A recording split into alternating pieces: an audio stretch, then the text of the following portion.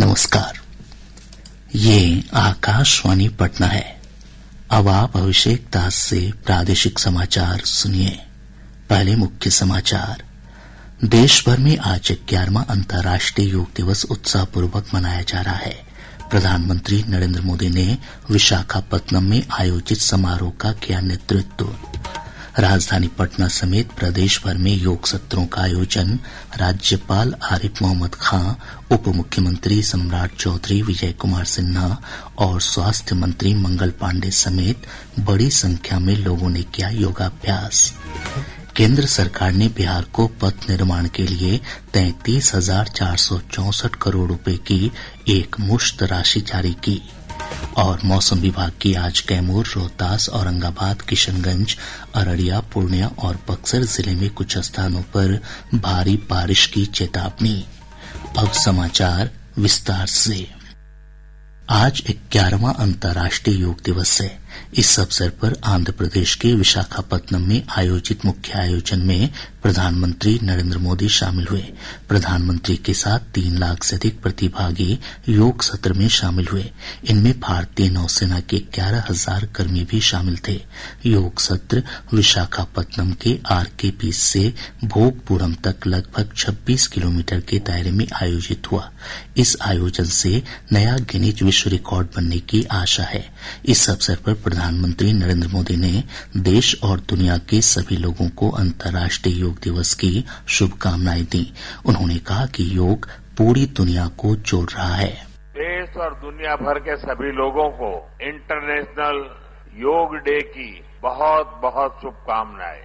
आज 11वीं बार पूरा विश्व 21 जून को एक साथ योग कर रहा है। योग का सीधा साधा अर्थ होता है जुड़ना, और ये देखना सुखद है कि कैसे योग ने पूरे विश्व को जोड़ा है। श्री मोदी ने कहा कि सरकार योग की वैज्ञानिकता को आधुनिक चिकित्सा पद्धति में स्थान दिलाने के लिए प्रतिबद्ध है। विश्व में योग के प्रसार के लिए भारत योग की साइंस को आधुनिक रिसर्च से और अधिक सशक्त कर रहा है। देश के बड़े बड़े मेडिकल संस्थान योग पर रिसर्च में जुटे हैं। योग की वैज्ञानिकता को आधुनिक चिकित्सा पद्धति में स्थान मिले, ये हमारा प्रयास है। हम देश के मेडिकल और रिसर्च इंस्टीट्यूशंस में योगा के क्षेत्र में एविडेंस बेस्ड थेरेपी को भी प्रोत्साहित कर रहे हैं। इस दिशा में दिल्ली के एम्स ने भी बहुत अच्छा काम करके दिखाया है। प्रधानमंत्री ने मोटापे की चुनौती से निपटने के लिए लोगों से योग अपनाने की अपील की। साथ ही उन्होंने दुनिया भर के लोगों से एक बार फिर अपने भोजन में खाद्य तेल में 10% तक की कमी लाने का आह्वान किया।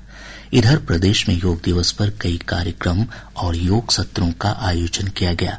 आयुष मंत्रालय की ओर से राजधानी पटना के कंकड़बाग स्थित पाटलिपुत्र खेल परिसर में मुख्य समारोह का आयोजन हुआ।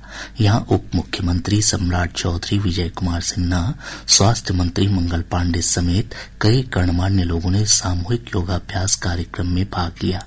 राज्यपाल आरिफ मोहम्मद खां के नेतृत्व में राजभवन परिसर में कर्मियों और अधिकारियों ने सामूहिक रूप से योगाभ्यास कर विश्व योग दिवस को यादगार बनाया। और ब्यौरा हमारे संवाददाता से।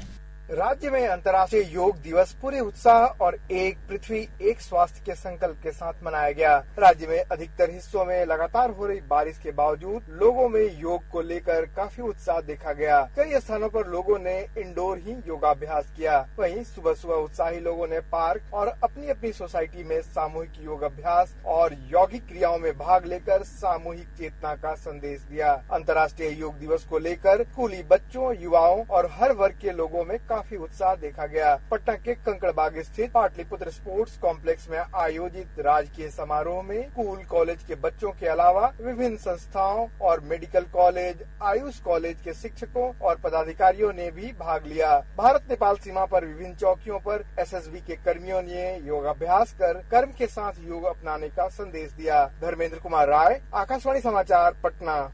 इधर जिला मुख्यालयों से हमारे संवाददाताओं ने बताया कि पंचायत, गांव और वार्ड स्तर पर योगाभ्यास कार्यक्रम आयोजित किए गए। सभी सरकारी और निजी विद्यालयों में योगाभ्यास सत्र, योग संगम का आयोजन किया गया। राज्य के प्रमुख पर्यटन और सांस्कृतिक स्थलों पर संस्कृति मंत्रालय के तत्वावधान में योग सत्र आयोजित किए गए। मुंगेर स्थित बिहार योग विद्यालय में इस अवसर पर योगाभ्यास के विशेष सत्र आयोजित किए गए। दानापुर स्थित बिहार रेजिमेंटल सेंटर में सेना के जवानों, अग्निवीरों और अधिकारियों समेत आम लोगों ने सामूहिक योग कार्यक्रम में भाग लिया। शेखपुरा व्यवहार न्यायालय परिसर में भी योगाभ्यास कार्यक्रम आयोजित किया गया। इसमें न्यायिक पदाधिकारियों के साथ साथ कर्मचारियों और अधिवक्ताओं ने भाग लिया। शिवहर में जिला प्रशासन की ओर से खेल भवन में आयोजित योग सत्र में बड़ी संख्या में अधिकारियों और कर्मियों ने योगाभ्यास किया। वहीं जिला विधिक सेवा प्राधिकार की ओर से व्यवहार न्यायालय परिसर में भी योग कार्यक्रम का आयोजन हुआ। भागलपुर स्थित सैंडिस कंपाउंड में आयोजित कार्यक्रम में हजारों की संख्या में लोग शामिल हुए। गया के आजाद पार्क में आयोजित योग शिविर में स्थानीय लोगों ने सामूहिक योगाभ्यास किया। इधर निर्वाचन आयोग के निर्देश पर अंतर्राष्ट्रीय योग दिवस पर प्रदेश भर में मतदाता जागरूकता कार्यक्रम आयोजित किए जा रहे हैं। आकाशवाणी समाचार के साथ बातचीत में योग प्रेमियों ने योग को स्वस्थ जीवन का मंत्र बताते हुए इसे अपनी दिनचर्या में शामिल करने की अपील की है। मैं डॉक्टर इसार अहमद। मेनली क्या है कि हेल्थ का मेंटेनेंस बहुत ही अच्छा होता है योग, कि नहीं योग के थ्रू ही हम अपने हेल्थ को मेंटेन कर सकें। विदाउट मेडिसिन ये बहुत ही अच्छा जाता है। मेरा नाम हुआ doctor Danish Rashid from government Tibbi college and hospital Patna. जैसा कि आज आप देख रहे हैं कि यहाँ पर योग दिवस मनाया जा रहा है, जो कि योग के महत्व और उसके इम्पोर्टेंस को बताने के लिए। आजकल जितना भी बीमारी है, बहुत से ऐसे डिजीज रहता है जो क्योर नहीं होता है, जो कि हमारे मानसिक तनाव को दूर करने के लिए योगा करना बहुत ही इम्पोर्टेंट है। मैं रीता सिंह, योग शिक्षिका। स्वस्थ रहने के लिए योग करने के लिए मैं हमेशा जीवन में सलाह दूंगी। योग ऐसा चीज है कि मानसिक संतुलन को हमेशा तरोताजा बनाए रखता है, और जो योग एक बार जीवन में अपना लेंगे कि हमें करना है, 24 घंटा का जो ये दिनचर्या है उसमें कम से कम 1 घंटा समय अपने शरीर के लिए दें। प्रादेशिक समाचार आप आकाशवाणी पटना से सुन रहे हैं। ताजा समाचारों के लिए आप हमारे x handle AIR News _Patna पर जा सकते हैं। केंद्र सरकार ने बिहार को पथ निर्माण के लिए 33,464 करोड़ रुपए की एक मुश्त राशि जारी की है। पथ निर्माण मंत्री नितिन नवीन ने बताया कि इस राशि से राज्य की 52 NH परियोजनाओं पर काम होगा। इसके तहत 875 किलोमीटर लंबी सड़क का निर्माण होगा। इसमें 380 किलोमीटर NH को 2 लेन से 4 लेन में अपग्रेड किया जाएगा। पथ निर्माण मंत्री ने बताया कि यह पहली बार है जब केंद्र सरकार ने एक वित्तीय वर्ष में सड़क निर्माण के लिए इतनी बड़ी राशि मंजूर की है। राजधानी पटना में JP गंगापथ और डॉक्टर राजेंद्र प्रसाद की समाधि स्थल के बीच 10 एकड़ भूमि पर वेस्ट टू वंडर पार्क का निर्माण किया जाएगा। पथ निर्माण मंत्री नितिन नवीन ने बताया कि पर्यटन और पर्यावरण को बढ़ावा देने के लिए इस पार्क में कचरे से बनाई गई विश्व प्रसिद्ध संरचनाएं प्रदर्शित की जाएंगी। श्री नवीन ने बताया कि इस योजना पर 15 करोड़ रुपए की लागत आएगी, जिसकी स्वीकृति प्राप्त हो चुकी है। प्रदेश में विभिन्न स्थानों पर मानसून की बारिश का सिलसिला जारी है। मौसम विभाग ने आज कैमूर, रोहतास, औरंगाबाद, किशनगंज, अररिया, पूर्णिया और बक्सर जिले में कुछ स्थानों पर भारी बारिश की चेतावनी जारी की है। वहीं शेष स्थानों पर बारिश, मेघ गर्जन, वज्रपात और 30 से 40 किलोमीटर प्रति घंटे की रफ्तार से हवा चलने का पूर्वानुमान है। प्रदेश के सभी सरकारी विद्यालयों का संचालन सुबह 9:30 से शाम 4 बजे तक होगा।